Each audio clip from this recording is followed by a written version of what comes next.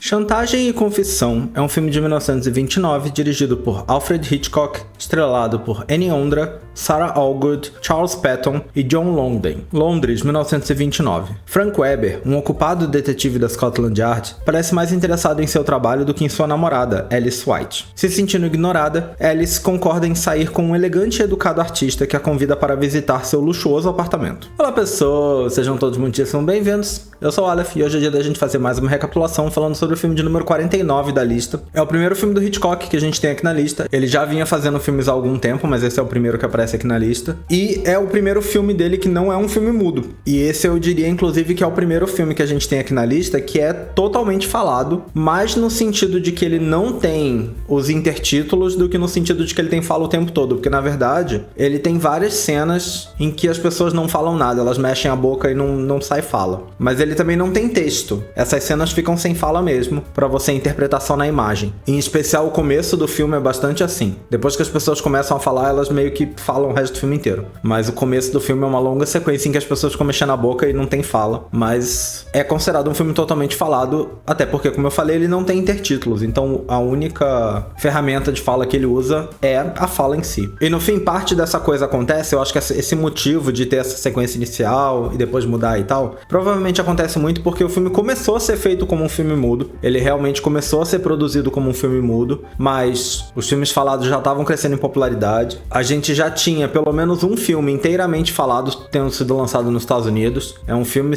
que se chama As Luzes de Nova York, de 1928. Foi o primeiro, é considerado o primeiro filme americano totalmente falado. Então esse filme já existia, e aí, né, já tava aí nessa...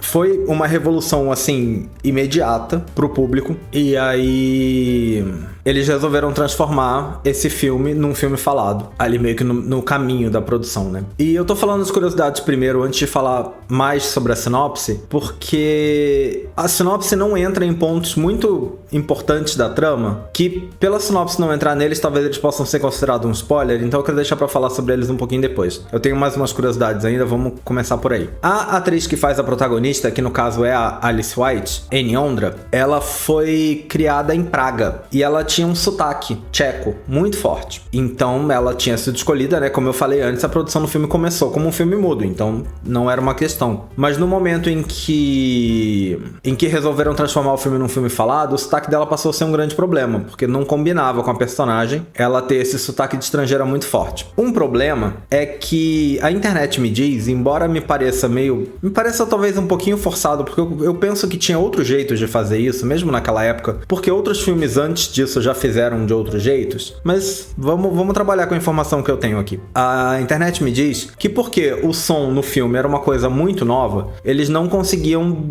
fazer uma dublagem da voz dela depois, né? Eles não conseguiam gravar com ela ali falando e depois gravar uma outra voz por cima. E aí, pra não substituir a atriz e refazer todas as cenas com ela, incluindo cenas aí que não envolviam falas, eles contrataram uma outra atriz chamada Joan Barry, que ficava fora da câmera falando todas as falas, enquanto a Annie Ondra só mexia a boca para dizer que estava falando. Então a voz que a gente ouve não é dela, e esse lip sync foi feito em tempo real. E aí por isso considera-se aí que a atuação dela tá meio estranha. Não acho que é visível, pelo menos em alguns momentos, que a boca dela não tá se mexendo exatamente junto com a fala. O que, sendo bem sincero, no começo do cinema falado, na verdade, acontecia muito. Então, assim, eu não acho que esse filme, a não ser que você veja só ele isoladamente, se você vê outros filmes da mesma época, eu acho que você vai ver isso acontecer outras vezes. Tinha muita gente sendo dublada mesmo, acontecia, era super comum. Então, assim, eu acho que, na verdade,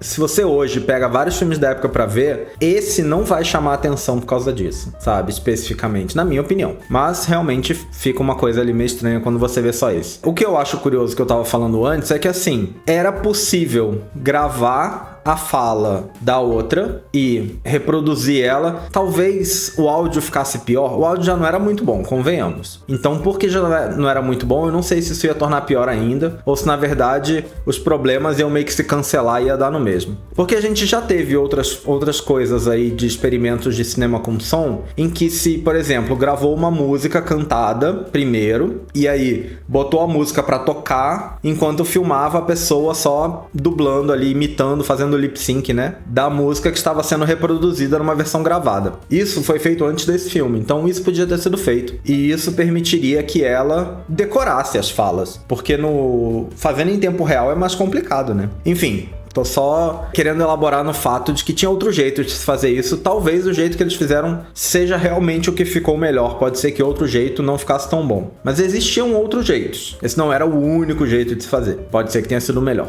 Eu comentei antes, mas esse filme é um filme britânico, né? Os primeiros filmes do Hitchcock era um diretor britânico e ele começou a carreira dele lá, muito antes de ir para os Estados Unidos. Então esse filme foi feito ainda na Inglaterra, é uma produção britânica e é o primeiro filme britânico totalmente falado. E por conta disso, ele foi um imenso sucesso. Quer dizer, por conta do filme também, não vou tirar o mérito do filme nesse ponto. Mas o som foi realmente uma coisa que pegou muito o público. E o filme foi um sucesso, tanto comercial quanto de crítica. Parece que eles chegaram a lançar uma versão do filme mudo, né? Como ele estava sendo feito antes. Chegaram a finalizar essa versão e lançar ela no cinema depois que a versão falada já tinha feito sucesso. A versão muda é um pouquinho mais longa e, curiosamente, ela até fez bastante sucesso, aparentemente, porque nesse momento muitos cinemas, tipo salas de cinema na Inglaterra, não estavam ainda equipadas para passar um filme com som. Então o filme tinha feito sucesso, mas ele teve que passar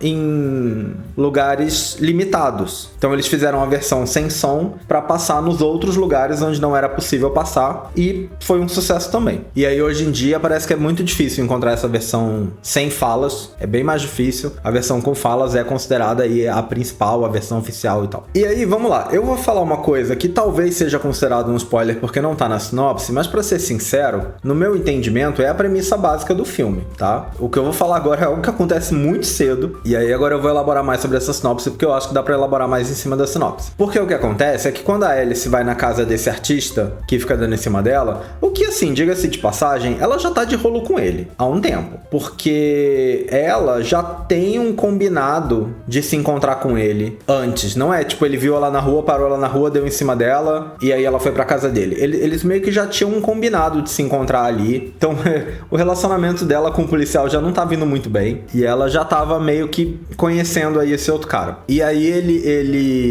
ele anda com ela até a entrada da casa dele. Descobrem que eles são vizinhos porque ela mora, se eu não me engano, de frente do outro lado da rua. Os pais dela têm uma loja, um mercadinho que fica exatamente em frente à casa do artista, e aí eles moram ali no mercadinho, né? O mercadinho fica na frente, eles moram atrás. E aí é ali que ela mora. Então ela vai com ele até a casa dele, e ele fica tipo, você não quer subir? Você não quer ver como é que é o apartamento de um artista? E tal, vem, sobe. E fica convencendo ela até que ela topa subir. Ela vai, sobe, faz todo um drama dele pintar ela e tal. Ela veste uma roupa que ele tem ali pra ela posar pra ele. E aí ele tenta beijar ela, ela fica tipo, não vim aqui pra isso e tal, fazendo um drama, mas ele se força, né, pra cima dela, agarra ela, deita com ela na cama. A gente meio que não vê, a cama fica meio oculta por umas cortinas assim. A gente meio que só vê uma movimentação acontecendo, daqui a pouco vem um braço dela, pega uma faca que tava do lado da cama e acerta ele. De novo, numa cena que a gente meio que não vê a cena em si acontecendo, a gente vê o braço dela pegando a faca e voltando, e depois a gente vê o braço dele caindo pra fora, pra, né, dar a entender que ele morreu, e ela sai dali correndo. E aí o que acontece é, o filme daí pra frente, e aí que entra a questão do título, que ficou chantagem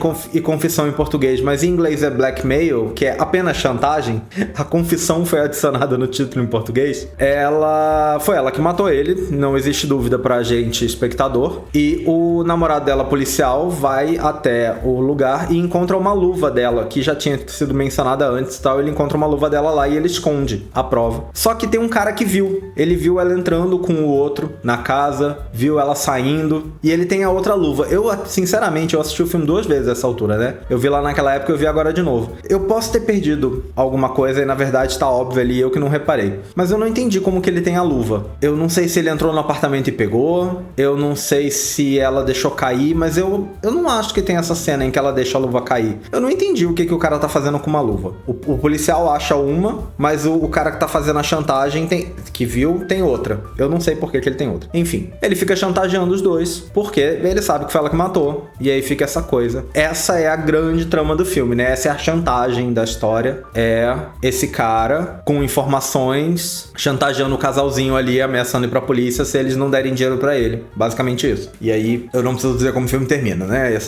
Eu queria falar sobre essa parte porque essa é a premissa básica do filme. Eu acho que a sinopse do Letterboxd conta o começo do filme, mas não até chegar na trama. Só conta, sei lá, o status quo do começo do filme, né? Mas enfim, vamos dar uma olhada no que o livro fala sobre. O livro começa falando que apesar do Hitchcock ter se afirmado como mestre do suspense, ainda no cinema mudo com um filme de 1927 chamado O Pensionista, foi esse filme aqui que selou sua reputação e o encaminhou para uma brilhante carreira cinematográfica. Eu quis comentar isso porque eu vou falar mais sobre O Pensionista muito em breve. Vai sair um vídeo aí que eu vou comentar sobre ele, porque é um filme bem interessante. Não tá na lista, mas é um filme bem interessante. O livro fala muito sobre uma cena que eu também já tava aguardando aqui pra comentar, porque eu acho que é uma cena muito boa, que é na manhã, logo depois ali que a coisa aconteceu, ela tá em casa e os pais prepararam ali a mesa do café da manhã, e tem uma, sei lá, vizinha, amiga da família, não sei, é uma fofoqueira, basicamente, que tá ali, ela não cala a boca um único segundo, e ela fica falando, e ela é dessas... Ela é um personagem clássico de comédia. Sinceramente, ela parece um personagem de novela. Ela fica falando, tipo... Não, porque se eu me interessasse pela vida dos outros, eu estaria aqui falando que fulana não sei quem teve na casa de não sei quem, que aconteceu não sei o que, mas eu não me importo com a vida dos outros, sabe? Ela é esse tipo de personagem. Ela é a fofoqueira que fala que não é fofoqueira, mas que se fosse fofoqueira, ela ia te contar que tal coisa aconteceu. Ela é exatamente esse personagem. E aí, ela começa a falar sobre o assassinato, porque essa altura a polícia já chegou, já viu o que aconteceu, a notícia já se espalhou pelo bairro inteiro. E ela fica falando sobre isso, e eles sabem que o cara foi morto com uma faca. E isso, a que matou, né, já tá ali, tá chegando ali pra tomar o café da manhã dela, e ela meio que vê a faca na mesa e começa a ficar nervosa, e aí a fala da fofoqueira vai diminuindo de volume de um jeito que a gente nem consegue ouvir mais o que ela tá falando, só que toda vez que ela fala a palavra faca, vem com volume total. Então vai diminuindo o que ela tá as palavras que ela fala na fofoca dela vão desaparecendo, e ela só fica faca, faca. Isso, a outra desesperada olhando pra faca, e tem uma crise ali. E o livro fala sobre como essa foi a primeira vez em que um diretor usou a coisa da fala, né, a existência da fala no cinema, já como